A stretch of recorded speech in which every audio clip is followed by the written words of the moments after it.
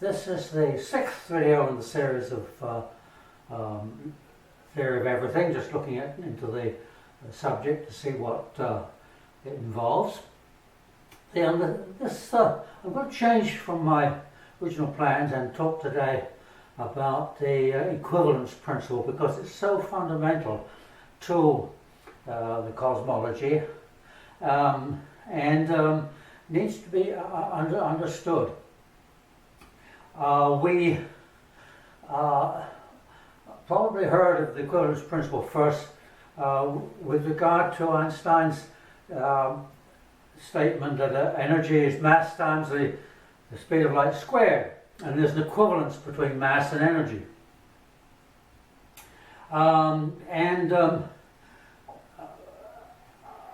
Equivalence is usually understood as saying that a little mass produces a lot of energy, but that's rather a myth, because what happens is that we use very, very large units for mass and very, very small units for energy. So it's inevitable that if you convert just say 1 unit of mass into energy, you get a lot of energy. But that's only because we think of energy in small packets. 1 unit of mass produces 1 unit of energy, and the speed of light is 1 in natural units, quantum units. So that there's an equivalence, which is important, but the amount of energy you get is only in our perception, and our perception of things has a lot to do with equivalence, and I'll be talking about that more, because we perceive things differently from the way that nature does. So we perceive that a small amount of uranium will produce a lot of energy, but really, as far as nature is concerned, mass and energy are equivalent, and that means equal value. Now, before I get into physics again, let me just give an example of equivalence in our daily lives that we perhaps understand a little better. And that is the equivalence, and I don't think you can read these, but these are my debit card and one of my credit cards. And there's an equivalence between debit and credit. Most people think, well, one is good and one's bad, or one is quite different from the other, but they're really quite equivalent. One of the rules of accounting is that to every debit there is an equal and opposite credit, and because essentially a debit card and a credit card are exactly the same in terms of its effect on you. They have the same effect. They're both debits in a sense, and they're both credits in a sense. What a debit does is to decrease your assets in the bank, because you have to have money in the bank in order to use a debit card, and when you use a debit card, the money comes out of the bank. So that's a reduction in your assets. Whereas a credit card, this is my gas card, if you use that, it doesn't decrease your assets, it increases your debt. And they're the same thing. Either way you're losing money, but it's either money you have or money you will have to pay. So there's an equivalence there between debit and credit, and they're both important. And depending on your financial situation, the importance, the amount of the importance can vary, but they're really the same thing. Now, let's get back to physics. One of the areas of equivalence that is important is force and acceleration. This is important. I've been watching some videos recently. Again, I watch them frequently. Videos on the subject of general relativity given by Professor Susskind. I noticed, starting again to look at them this morning, that in the first one he talks about the equivalence of acceleration and force. And what equivalence means is that they are not just the same value, they are really the same thing. They're always the same value. It's not a question of they happen to be the same value in a particular situation. In the normal equal sign, we mean that for the purposes of this particular equation, or at this time, should we say, or under those circumstances, A is equal to B.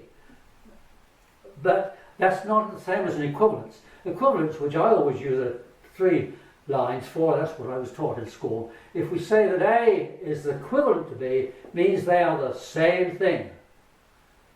Okay?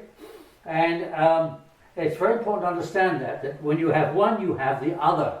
Not just the same amount of the other, but you actually have the other. So that when you have energy, you have mass. When you have mass, you have energy. When you have force, you have acceleration. When you have acceleration, you have force. And it seems as though Newton was much nearer to discovering that when he created his equation for force of gravity, because his general constant,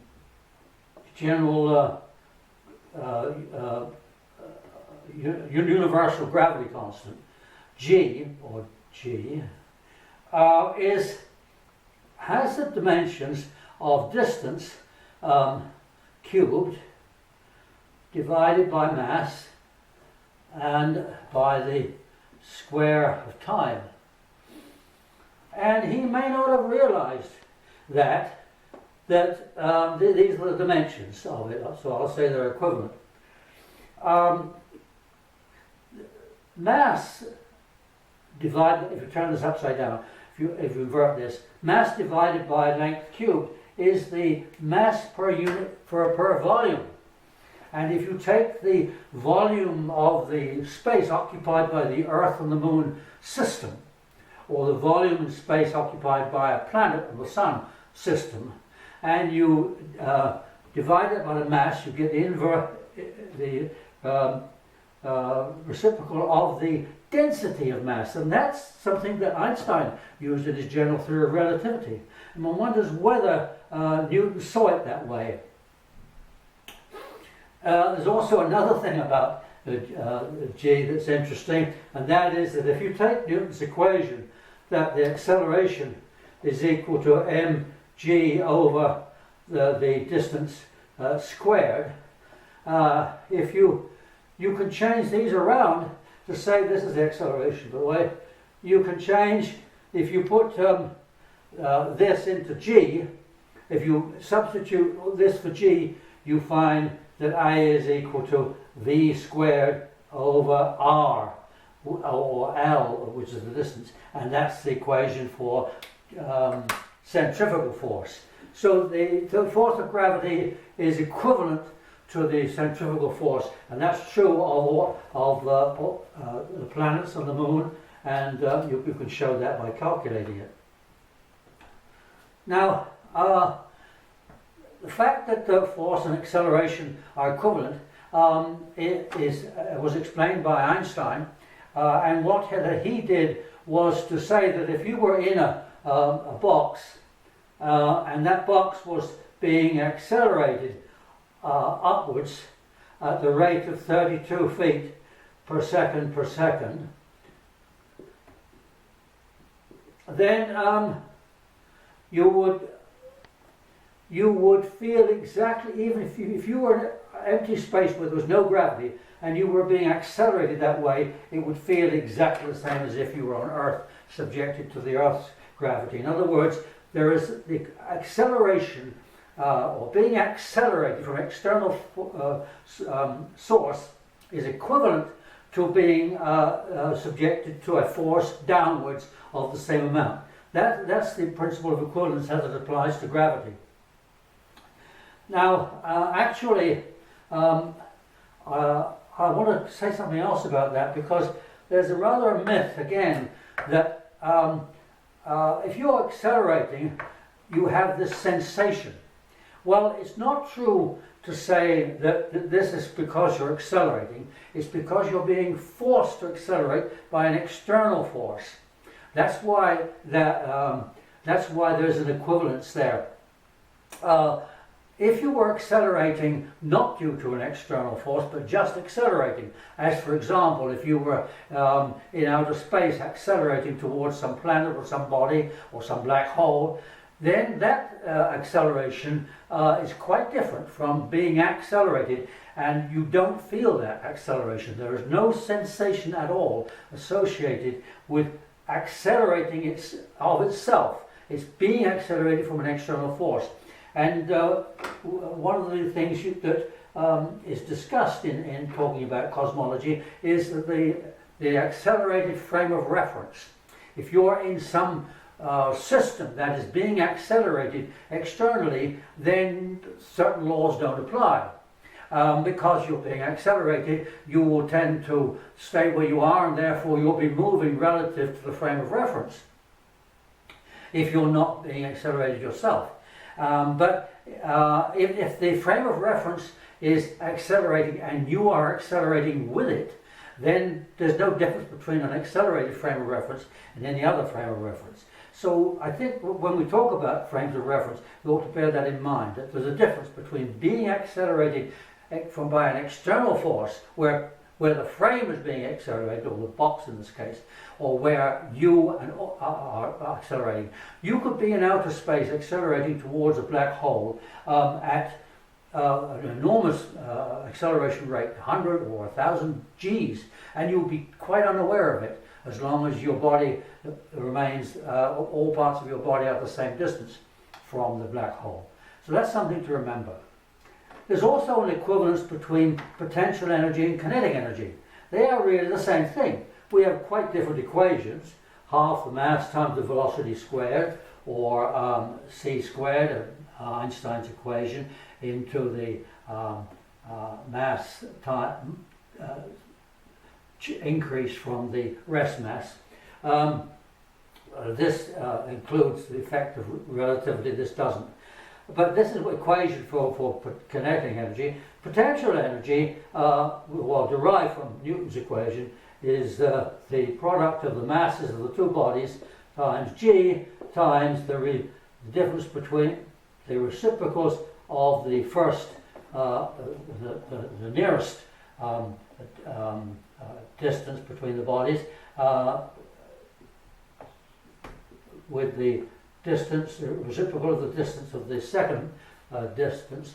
That gives you the potential energy. These look quite different, but potential energy and kinetic energy are both energy, and energy is one thing, and potential energy and kinetic energy are just different ways of looking at it. They're equivalent. But kinetic energy is the same as potential energy, and that actually has rather an interesting effect. And that is that if you, this is what I call a precession principle, but I'm not sure that it is to do with precession. But if you take a separation between two bodies, say the Earth and the Moon, the distance between the two bodies is equivalent to, has an equivalence to the velocity of this body. And in my definitions of energy, which are a little different from the ones I've shown you that are normally used, although there's no real difference, it's just the way that they're derived, that there's an equivalence between the velocity of an orbiting body and its distance from the motionless body. That's important, and I call it the precession principle because it's very similar to the precession principle where you have two bodies and they're both moving in one direction, and a force comes along, causes an acceleration.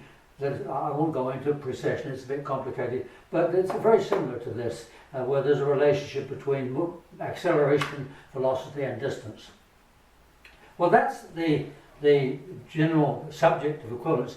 And one further thing, and that is that where you have an equivalence between two things, such as potential energy and kinetic energy, we, in our senses, usually detect one of the equivalent variables more easily than the other. So that, for example, we can assess distance much more easily than we can assess velocity. We can assess mass more easily than we can energy. I can tell you roughly the mass of this or the mass of this, but I can't tell you how much energy that has when it falls. I have really no way. I can get an idea of its velocity, but I really cannot. Energy is something you can't see as easily, but mass and energy are equivalent. And it's important to understand that, because in a theory of everything, you may have to be looking at another variable from the one that's so obvious to us. And that's why, for example, in the general theory of relativity, Professor Susskind spoke about the equivalence of acceleration and force. It's because you've got to concentrate on the acceleration more than the force. We can feel force. It's very, very, very difficult for us to assess acceleration. Look at a car accelerating. Very few people say what the acceleration rate is, but you can tell a force. If you had to push a car, you would know the force. So that's the end of the sixth video, and I hope you found it interesting. Thank you.